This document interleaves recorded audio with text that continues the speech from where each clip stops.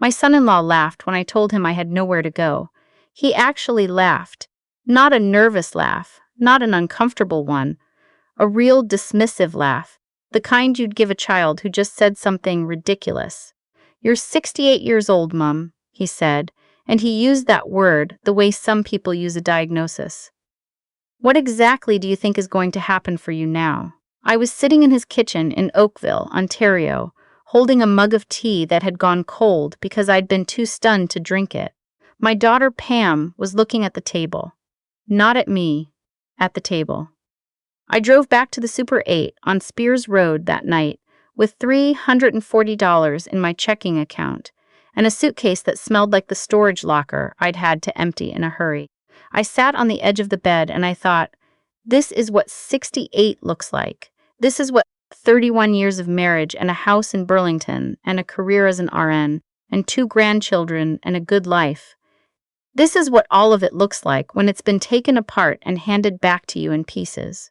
My husband Cliff had left 6 weeks earlier, not left the way people leave when they've thought about it, when they've agonized and cried and tried counseling.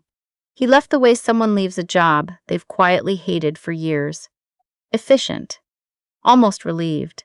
He'd already spoken to a lawyer. He already had an apartment in Mississauga. He told me on a Tuesday evening while I was making pasta, and by Thursday he'd taken what he wanted from the house. And the rest, he said, I could sort out. We had been married since 1989. I gave up a staff position at Hamilton General to follow him to Burlington when his company transferred him. I raised our daughter mostly alone because he traveled for work 11 months out of 12. I managed the house, the finances, the school meetings, the dentist appointments, the summers, the Christmases. I did all of it, and I did it without complaint because I believed that was what a partnership looked like. One person holds the structure while the other builds what goes inside it. What I did not know, and what the divorce proceedings made very clear, was that Cliff had remortgaged our house twice without telling me. The equity I thought we had didn't exist. The retirement savings he'd said were being managed were substantially smaller than I'd believed. After the settlement, and I use that word loosely because there was very little left to settle, I walked away with enough to cover about 4 months of modest living and a debt I hadn't known I'd co-signed for. So, the Super 8 on Spears Road. $340. A suitcase that smelled like the past. I want to be honest about those weeks because I think people gloss over them, the actual physical reality of having nowhere to belong. I'm not talking about the emotional part, though that was its own thing entirely. I mean the small indignities. Having to ask the front desk for extra shampoo because you've run out and you can't justify driving to a Shoppers Drug Mart. Eating crackers and a can of soup in a room with a television that got 4 channels clearly and 2 more if you angled the remote a certain way. Lying awake at 3 in the morning, doing arithmetic in your head that never came out differently, no matter how many times you ran it. I had Pam, technically. I want to be fair about this, because Pam is not a bad person, and I know she was caught between her mother and her husband, and that is a genuinely hard place to be. But her husband Malcolm had made it clear, not cruelly, just firmly, the way he made most things clear, that their house wasn't a long-term solution. They had the kids, they had their routines. Pam was working full-time. I understood. I told Pam I understood. I chose not to push because I didn't want to be the mother who pushed, who made her daughter feel guilty, who sat in the corner bedroom and became a problem to be managed. What I didn't tell Pam was that the choice not to push had cost me something I wasn't sure I'd get back. I had been a nurse for 39 years, oncology for the last 14. I had held hands through things most people never have to see. I was not, by any reasonable measure, a fragile person. But there is a particular kind of grief that comes not from losing someone else, but from losing the version of yourself you thought you'd earned. That's what I was sitting with in that motel room. Not Cliff, exactly. I hadn't loved Cliff the way I'd once loved him for a very long time. What I was grieving was the future I'd arranged in my head, the retirement, The trips to Prince Edward Island we'd talked about. The grandchildren's school plays I'd assumed I'd watch from a stable address. The call came on a Wednesday morning, 11 days into the motel. I almost didn't answer because the number was a Toronto area code I didn't recognize, and I'd been getting calls from creditors, or people who sounded like creditors, and I didn't have the energy for another conversation. I wasn't equipped to finish. But something made me pick up. Some instinct. A nurse's instinct, maybe, the same one that made me walk into a patient's room 30 seconds before an alarm went off, not because I'd heard anything, but because something in the air had shifted. "Is this Irene Gallagher?" the voice said. I said it was. "My name is Andrew TSE, he said. "I'm a probate lawyer with Whitmore TSEE and Associates in Toronto. I'm calling on behalf of the estate of a man named Roy Gallagher. He passed away in February in Victoria, British Columbia. According to our records, you were his legal spouse at the time of his disappearance in 1981. I sat down on the bed. Roy Gallagher had been my first husband. We married in 1978 when I was 20, and he was 24. We lived in a small apartment in Hamilton, and we were young and happy in the particular way that people are young and happy when they don't know enough yet to be afraid. In 1981, he went to Victoria for what he said was a job interview with a shipping company. He called me 3 times. Then he didn't call. Then a week passed. Then 2. I filed a missing persons report. The police investigated and found nothing definitive. No accident, no body, no evidence of foul play, just a man who had walked out of a hotel on Douglas Street one morning and not walked back in. I was 23 years old. I waited. I grieved. Eventually, and this took years, and a court process I'd had to initiate myself, and a lawyer I'd paid for on a nurse's salary, I had Roy declared legally deceased. Then I met Cliff. Then I got on with my life. What I had never understood was where Roy had actually gone. Andrew Tsay, speaking carefully and without drama, told me. Roy had not died in 1981. Roy had, for reasons the estate documents described only as personal circumstances, made the decision to sever contact with his previous life entirely. He had moved to Victoria under a variation of his name, Roy G. Haller, and over the following 4 decades had built a business in marine salvage that had become, quietly and steadily, worth considerably more than anyone who'd known Roy Gallagher in Hamilton would have predicted.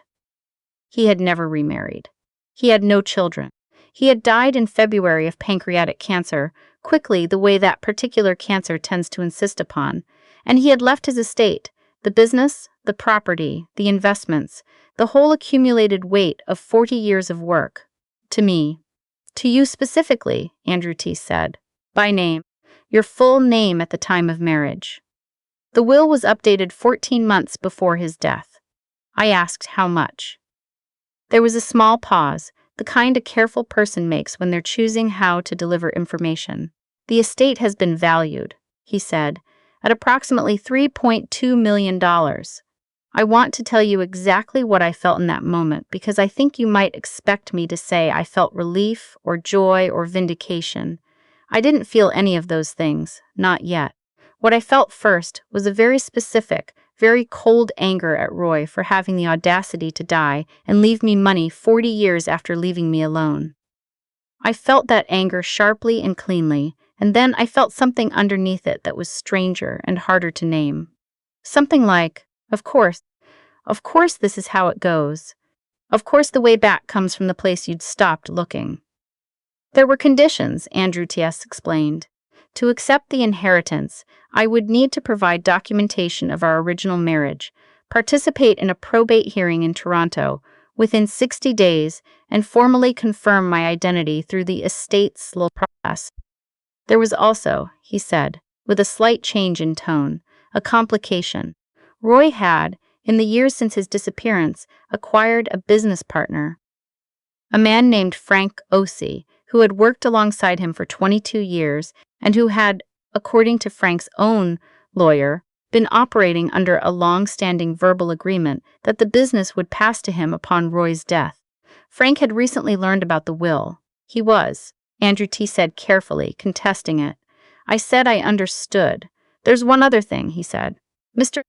O.C.'s lawyer has suggested that your original marriage to Roy may not have been valid, Nanard, on the grounds that there were irregularities in the documentation at the time. I want to be clear that we've reviewed what we have, and we believe the marriage was entirely valid. But you'll want to gather whatever original documents you still have. The marriage certificate, if you can locate it. Photographs, letters, anything that establishes the marriage as real and legally recognized. I hadn't looked at those documents in 20 years. I'd moved them from the Hamilton apartment to a house in Ancaster to a house in Burlington, tucked into a box that had survived 3 moves without ever being opened. Somewhere in that storage locker I'd had to empty in a hurry, 6 weeks ago, when Cliff's lawyers had started the property inventory. Somewhere in there, I had packed that box. I called Pam that afternoon. I didn't tell her why. I asked if she knew where I'd put the box from the storage locker, the one labeled Office Misks. She said she thought it might be in their garage. I said I'd come by. I found the box in 20 minutes. I sat in Pam's garage on a plastic step stool, and I opened it, and there, underneath a nursing school textbook from 1977 and a Christmas card from my mother, was a small tin that had once held shortbread cookies. Inside the tin was our marriage certificate, signed by a justice of the peace in Hamilton on a Saturday in October of 1978. There was a photograph of Roy and me outside the courthouse, squinting into the sun. There was a bundle of letters he'd written me when he'd gone to visit his brother in Sudbury the year before he disappeared, tied with a rubber band that had petrified to almost nothing. I sat with that tin in my lap for a long time. Then I called Andrew Tacey back and told him I had the documentation. What happened over the following 6 weeks was not simple, and I won't pretend it was. Frank O.C.'s lawyer was thorough, and I think genuinely believed Frank's position was legitimate. Frank himself, from what I understood through Andrew T., was not a dishonest man. He had built something real alongside Roy, and he had believed a verbal promise made over 20 years, and now he was watching that promise come apart in a probate hearing in a Toronto office building, and I think I understood his anger even as I sat across from it. His lawyer's first argument was that my marriage to Roy had been legally void, that there had been an error in the original registration with the province of Ontario that meant the marriage had never been fully recognized. Andrew T. said our documentation was clear, but Frank's side pushed hard on this for 3 weeks, and there were days when I'd get off the phone with Andrew and sit very still and just breathe, the way I'd learned to breathe in the oncology ward when a family needed something from me that I wasn't sure I had left. Then Frank's lawyer submitted a letter he claimed Roy had written 2 years before his death, stating his intention to leave the business to Frank in the event that prior estate arrangements proved unenforceable. The letter was dated, notarized. It looked official. Andrew Tate was quiet for a moment when he read it to me over the phone. He said he'd have to look into it. He called me back 4 days later. The notarization, he said, had been verified against the notary's records. The notary in question had died in 2023, but Andrew's office had obtained Roy's signature samples from his banking records, his business filings, his driver's license renewal. The signature on the letter didn't match. The date format used in the letter was inconsistent with Canadian notarial practice from the period in question. The paper itself, when tested, was inconsistent with the age the letter claimed. The letter was a forgery. Frank O.C.'s lawyer withdrew from the case 48 hours later. I did not feel triumphant. I want to say that clearly. I felt tired, and I felt something I can only describe as sad, not for myself, but for the shape of it all. Roy vanishing. Frank believing in a promise that may or may not have ever been made in the words he thought it was made in. 40 years of a life built on a foundation that had cracks the whole time. The probate hearing was finalized in the 3rd week of June. The first thing I did was pay off the debt I hadn't known I'd co-signed for. I did that from my phone, sitting in the parking lot of a Tim Hortons on Dundas Street in Oakville, and I sat there for a while afterwards, just watching people go in and out with their coffees. The second thing I did was call Pam. She met me at a restaurant near her house, a Greek place on Lakeshore that we'd been going to since she was small. I told her everything, not in order, not tidily, but everything. About the call, about Roy, about the hearing, about Frank Ossie, about the money. I watched her face change as I talked, moving through something complicated that I recognized because I'd felt it too. The strangeness of the universe deciding to correct itself 40 years late, in a way you hadn't asked for and didn't entirely understand. She reached across the table and took my hand. "I'm sorry I didn't push back harder on Malcolm," she said. "About the room." I told her I understood, and I did this time, not just in the sensible, composed way I'd told myself I understood sitting in that motel room, but actually, in my body, in the place where old hurts live. "Don't be sorry," I said. I needed to know I could manage. I found an apartment in Burlington, a proper one, 2 bedrooms, 2nd floor, with windows that faced west and caught the light in the late afternoon. I furnished it slowly and with care, the way I hadn't been able to furnish anything in years, because Cliff had opinions about furniture that were not actually about furniture. I put a bookshelf in the hallway and filled it with the novels I'd been meaning to read since the 90s. I bought a good coffee maker. I called my old unit manager at the hospital, not to go back full-time, but to ask about occasional shifts. She called me back within the hour. "Some things," she said, "don't change. Good nurses don't go bad. I think about Roy sometimes. Not with warmth, exactly, and not with anger anymore either. More with the particular curiosity you feel about a door that's been locked for so long you'd stopped seeing it as a door." He knew, when he updated that 14 months before he died, that I was still alive. He would have found out. A man who'd built a business over 40 years was not a man without resources. He chose to find out, and then he chose to leave what he'd built to the woman he'd left behind, and I will never know exactly why, whether it was guilt or love or some combination that doesn't have a clean name. What I know is this: I am 68 years old, and I am not finished. My son-in-law thought that was a punchline. I think he was confused about who was telling the joke. I planted tomatoes on my balcony this spring. They're coming in well. I have the late afternoon light, and the good coffee maker, and a shelf full of books I'm finally reading. Last week my granddaughter Zoe called me, not because she needed anything, just to talk, and we talked for 40 minutes about a book she'd read at school, and I told her about a patient I'd once had who'd said something similar about the same themes, and she said, "Gran, you know the most interesting people," and I thought, yes, I think I do. I think I always have. That's the thing nobody tells you about getting to the other side of a hard thing. The hard thing doesn't disappear. It becomes part of the shelf, part of the tin box, part of the particular way you understand light coming through a west-facing window. It becomes yours in a way that nothing easy ever quite manages to be.